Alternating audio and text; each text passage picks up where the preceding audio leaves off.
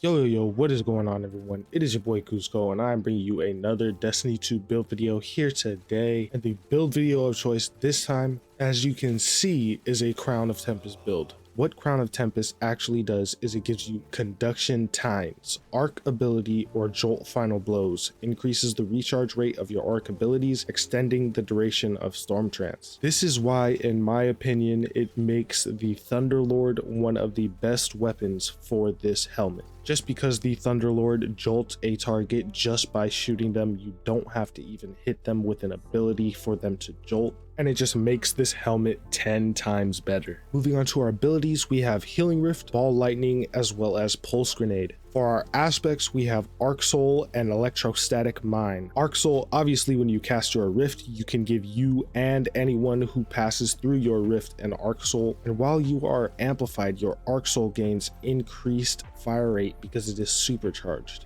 You will always be amplified using this build because of Electrostatic Mine. Defeating targets with arc abilities or defeating jolted or blinded targets creates an ionic trace. Collecting an ionic trace makes you amplified also. For our fragments, we have Spark of Beacons, Spark of Shock, Spark of Discharge, and Spark of Magnitude. Spark of Beacon, while we are amplified, our arc special weapon final blows create blinding explosions. So if there are enemies nearby an unstoppable champion and you're using your special weapon that is arc, while you are amplified, you will create a blinding explosion, stunning any unstoppable champions that are nearby. Or it will also just stun normal adds as well. With Spark of Shock, our arc grenades jolt our targets, and this is huge to increase the damage output of everything in this build, not only your grenade. And the only thing that Electrostatic Mine doesn't have is it doesn't have arc weapon final blows creating ionic traces. Therefore, with Spark of Discharge, we give ourselves ionic traces off of arc weapon final blows, or at least they have a chance to create an ionic trace. And last but not least, we have Spark of Magnitude because this increases the duration of our pulse grenade, and that is huge for DPS output. As for our mods, they are all right here. If you want, you could go ahead and switch one of these for a time dilation, but I don't think it's necessary just because the amount of adds that are usually around enemies will keep you amplified and just keep on resetting that timer. The only other thing you want to have on is I would put on Shatter Orbs. That way, the first time you break a combatant's shield, you create an Orb of Power if you're using the matching damage type. This also drops an Orb of Power if you stun any champion, so it's going to heal you as soon as you stun that champion, if you do it with a weapon at least, such as stunning an overload with an SMG, breaking a barrier shield with a pulse rifle, or using a scout rifle to stun an unstoppable. These will all heal you because it will drop an orb of power right at your feet, and using recuperation replenishes health each time we pick up that orb. That is basically it for the build. The one thing I wanted to go over for you guys is obviously weapons.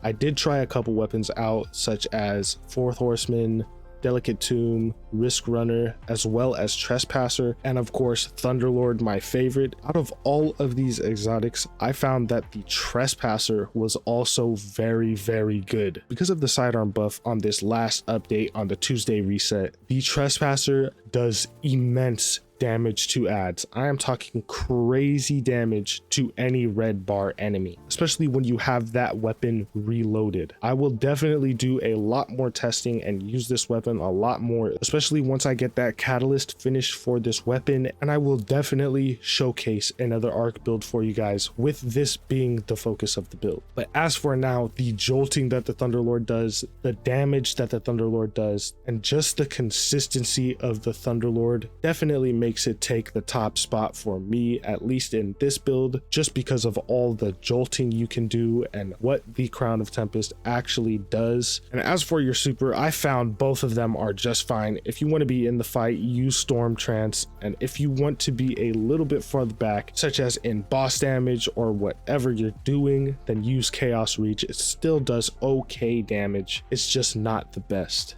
Stats I would focus on are I would go heavy into recovery and discipline. If you can, get your resilience and strength to be your next two stats that you focus on after you get your recovery and discipline as high as possible. And that is basically it for the build, you guys. I hope you all enjoyed this one. This is a great build if you want to just sit back, chill and still do a lot just because it is very ability based. Now, if this video did help you out, be sure to leave a like, comment, and subscribe, as it really does help me out. And as always, before I get out of here, make sure you all appreciate everything and everyone you have around you. I hope you all have a great day. I love you all and enjoy.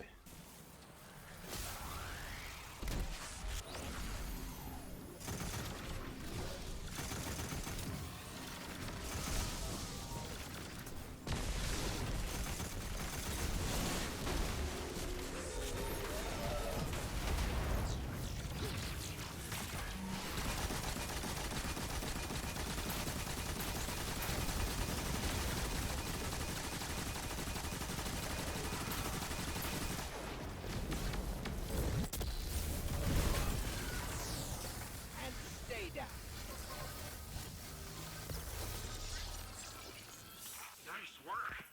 That's one less headache for me and the firewall patrols. Well, for now, anyways. That's the thing about Vex, right? Stop them 100 times and they come back 101 times. It never ends.